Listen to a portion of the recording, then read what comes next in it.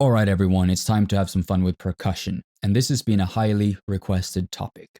So what I'm going to do is that I'm going to show you 4 or so of my top tips and principles for creating really sick percussion parts for your tracks. And these are going to be very tangible and easy to follow, and I've tried to simplify things as much as possible so that you can replicate it as easy as possible in your tracks. And as you can see, I don't have a lot of stuff open here. I only have my low drums, mid drums, and high drums. And what I'm using is all action strikes from Native Instruments, which is a library I know a lot of people have access to. So what I've done just before we get into it here is that I have a high layer where I have some tambourines, sticks, and another stick layer from the library.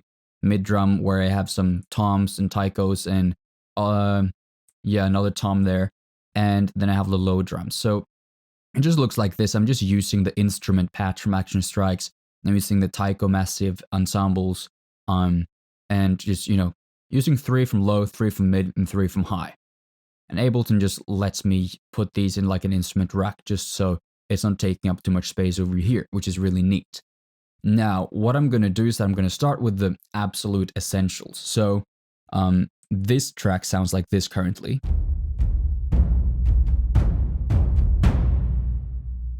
So, first tip that I have for you is to look at the velocity of what you're doing. So, in front of us here, let's just expand this. We have like a super boring standard pattern. And where on earth is the actual MIDI? All right, so here we got a little string of notes playing this sound, playing it in 8th notes, and yeah, you'll see.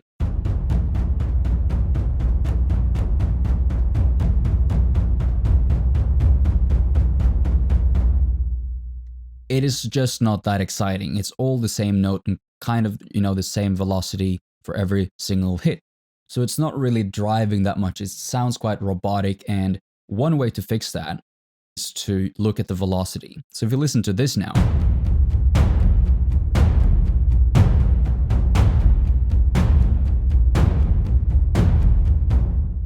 this is the exact same notes and exact same sound. The only difference is you see I have, I play this in by hand, so every single hit is a little bit different.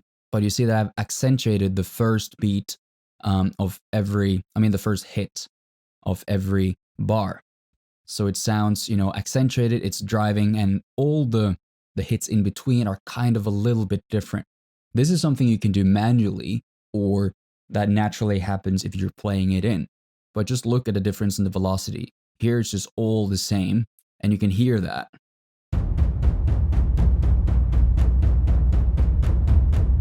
While here,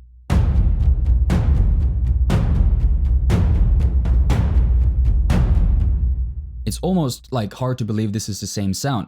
I can replicate this effect easily here. I'm just going to drag all this a little bit down to create a bigger effect and push up the first one on every 4 of them. 1, 2, 3, 4, 1, 2, 3, 4. Do that here, like that.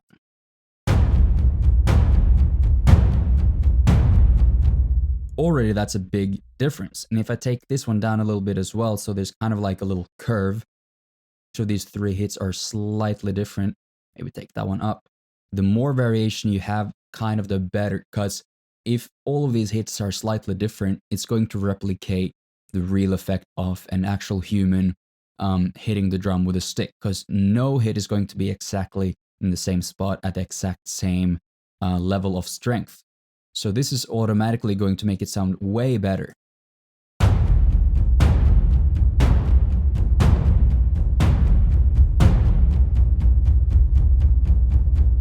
So this is what we had before. So already that is just going to get a whole new level of, drive and groove. So first thing, deal with the velocity, either by playing it in with a keyboard or pads, which I prefer, but everyone is different. If not, go in and do it manually by making sure every single hit is a little bit different and that you have accents on the first beat, for example. Now, if you want to get a little bit more advanced and have some little bit more fun with this, then we're going to go into the next thing. So we're going to look at accents like these ones that are not on the 1 beat every time. This is 1, 2, 3, 4, 1, 3, 4, 1. So now let's look at some some other options. Here we have 1, 2, 3, 1, 2, 3, 1, 2, 3, and so on. Let's listen to it.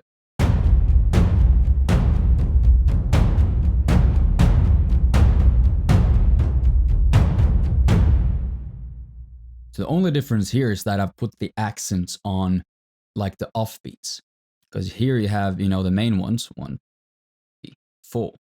And this one falls in between. The ones we had before was this, that, this one, and that one. So what I've done is that I've put the accents like on different hits. And we can do that with our first one here as well.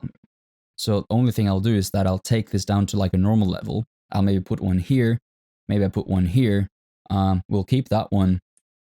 This down. Maybe we one here just for, because we can, and one there. And suddenly it sounds like this.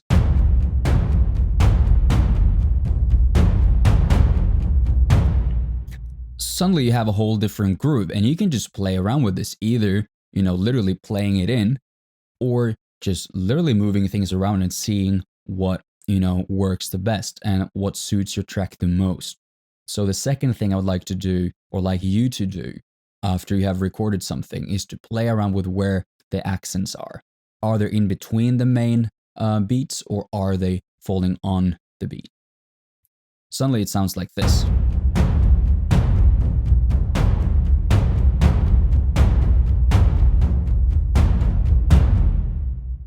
So simply playing with the velocity is going to make such a big difference. So the reason I'm keeping this so simple and just using 3 tracks for now is because I want you to really understand the power of these principles and not thinking, oh, it's because of this library, it's because of this, it's because of that.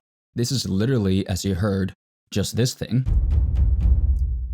changed, where I've changed the velocity and moving it around to different bars. So it's this effective. This is how simple these things are, but they really, really work. When I have, like, you know, lay down, I have all the same notes, just eighth notes, just, you know, repeated through the whole thing. Now, just at the end of them, I've kind of put in a little da-ga-da, like a little upbeat to the next section. And that sounds like this.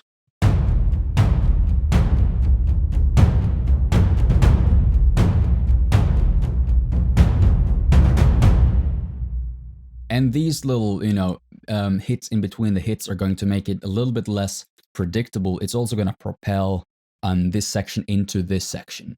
And you can just, like, you know, put this in anywhere you want and kind of see what sounds the best. I don't know what I did now, but let's listen.